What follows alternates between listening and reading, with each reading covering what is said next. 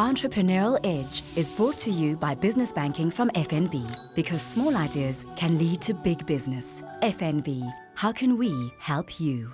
Now, still in the studio, I have Yossi Hasson and David Jacobson, the founders of Synack. Now, gentlemen, just what is your target market? Start off with you, David. Just to give us an idea of the kind of business that you're in. We focus on small to medium businesses, corporate businesses who do business-to-business sales. And Yossi, I mean, everyone's talking about the cloud now. I saw you talked about the cloud on your thing. I mean, is it not just the same thing as storing your data away? I mean, is it not just more jargon? To a certain extent, I think it is overhyped in terms of the jargon that goes with cloud. It's almost, we've gone full circle to where we were in the 80s, where mainframes was the flavor of the day, and then it moved to PCs, and now it's back to that. But it does signify a shift in how people see technology within their businesses and how they should consume technology. No longer is investing in technical departments, having email systems and infrastructure like that a competitive advantage, and rather look at providers who can give that to you in a more stable fashion, a more reliable fashion at a lower cost, and then focus on the areas where technology can bring that competitive advantage. So it does signify a significant shift in how businesses are going to start consuming IT moving forward. David, your company's been going about 7 years now, which by my reckoning you've been through about 3 recessions, minor, maybe a 4th around the corner. How hard does it hit you, this kind of stuff? Honestly, the last recession, I believe, was actually quite good for us, because our products focus on cutting costs to a certain extent. So we in turn got quite a bit more business from the recession. But I personally believe the recession has been good for our business in terms of efficiencies and automating certain things and spending less cash than we did unnecessarily. So we've obviously had to cut down and see where we could be more efficient in certain areas. And I believe it's made our business a lot more optimal in actually having this recession. And that's another thing we were talking about before the show, Yossi. I mean, so you've got about 18 employees. You're going to take on a few more in the near future. But I was saying that IT companies, that's a heck of a lot. I mean, when do you think there'll come the day when entrepreneurs like yourself, it'll just be the two of you in a room on your own pushing buttons? How far away is that? I think certain businesses might be able to do that. There's something that I like about having more than just myself and David, as much as we get along, and being able to mix with other people and other minds and grow.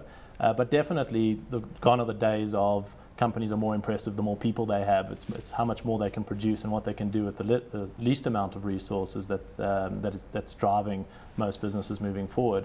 And from our point of view, we want to also be able to have that be that kind of business where we can scale without necessarily having to take on thousands of workers and just get the brightest minds to be able to do that. So hopefully not too far away.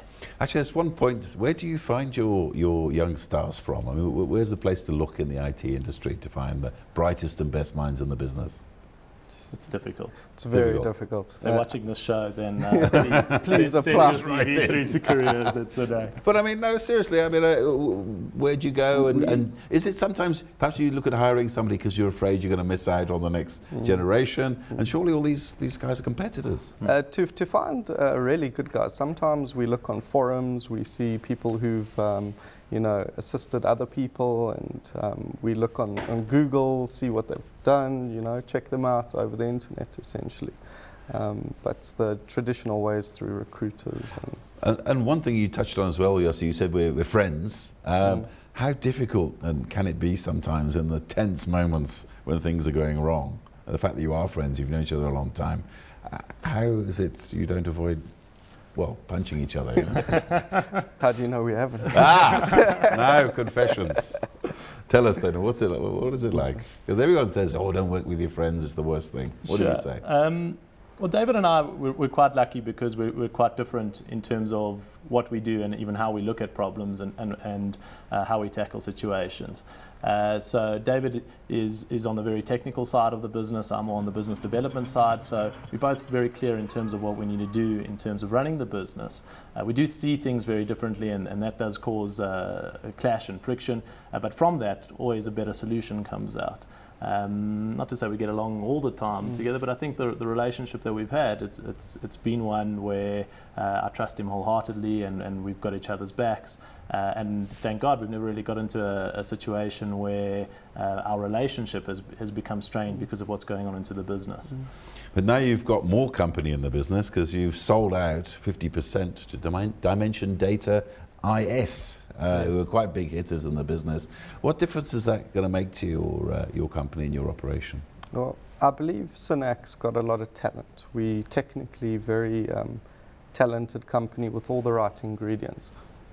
Internet Solutions has a very good track record, a big sales team, etc. I believe the acquisition of Internet Solutions will be very good for our business in terms of expanding nationally and internationally, and helping us with our sales processes and our marketing, having Big Daddy helping. And obviously, Yossi, it's a big injection of capital. How is that going to help your company to grow in the long term? Sure. So the capital we're going to be using to attract the right talent and bring some more resources on board that can help us build the next technologies that we want to bring into the market, as well as expanding into certain areas outside of South Africa into Africa and abroad a little bit further from there. And that's primarily what the capital is going to be used for in terms of getting the right people and the right talent so we can build the right products moving forward. And in that expansion, David, I mean, how close do you think this market here, the biggest market in the continent, is towards saturation? Where are you perhaps looking outside to the rest of the continent for expansion? I don't believe the market's saturated at all. I believe there are very few decent players in South Africa and in Africa in our space. Internationally, it's a lot more saturated. So internationally, we're only looking at a certain subset of our products at this present time. One thing I must ask you as well, Yossi, I mean, a lot of entrepreneurs would say, no, I'm never going to sell out. I want to be the number one on our own. We want them to come to us. But how did you make that decision to finally sort of sell out to part of your business? So for us, it's really been around the vision that we have for the business and where we want to take it, and felt that Internet Solutions and Data are the right partners to be able to enable us to achieve that vision. We're not, or at least from our point of view, we're not that obsessed over how much equity we hold onto the company, but rather can we achieve what it is that we believe this company can do, and getting the right resources and backing to do that. And IS are a great bunch of people and a great partner to have, and really I believe are the right partners to be able to achieve that vision and expand internationally and use their footprint and leverage off them as a partner moving forward. So for me, it was a no-brainer in terms of the opportunity and saying, yes, this is definitely something that will be good for our business, and let's go ahead and do it. David, where do you think this IT business is going in the future, the next 5 years? Where do you think we're going to be? IT in general, or our business? Yeah, your business, but actually the whole market. The whole market in general. Yeah, I mean, what sort of advances are we going to see in the next few years? I know it's a big question, but people they're interested. Perhaps they want to become entrepreneurs. I believe in the next couple of years, augmented reality is going to be quite a big thing. That's mixing of the real world and the digital world together in kind of seamless kind of ways. They're already building prototypes like contact lenses, which are full-blown computers with a Wi-Fi connection, which you can put in your eye and, have various levels of mixing the digital and the real world together. I believe cloud computing is going to play a huge role in keeping, everything more connected in your life in central places. You don't have to worry about what you have on this phone and on here and on there. Wherever you go, you got all your stuff with you. That's one or two big trends that are probably happening in the next few years. I mean, how do you see the businessman himself, traveling businessman in Africa? What do you see him equipped with in the next few years? I mean, do you think people will travel more or less, you think, in the new technology that's coming? Because I've heard all these things about virtual boardrooms where you don't have to go and what have you. I mean, what do you think? I think people will travel less, purely because of the cost of travel is probably going to increase as time goes on, and technology will bring down that cost. For me, I think technology is just going to become something that's ubiquitous. You almost don't talk about it. It's almost irrelevant because it's just there all the time, and you've got access to all your information wherever you go, no matter what the device is. It could be on your watch, it could be on a phone, it could be on something that you're carrying, and the data that you're getting out of that is going to become more important than the device that you're actually using to get onto that. And that's definitely, in terms of the businessman of the future, really his office will be everywhere and anywhere, and the information and what he needs to pull from, he'll be able to get at his fingertips when he needs it, is the path that I think technology is going to go to moving forward. Quickly, from both of you guys, what do you think makes a great entrepreneur, and are they born or made? I don't think you necessarily have to be born an entrepreneur. I believe there are a lot of people out there doing great, innovative things who weren't necessarily born entrepreneurs.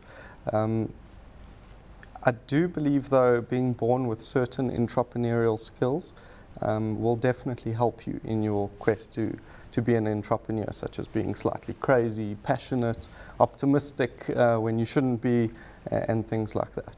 And Yossi, finally, briefly?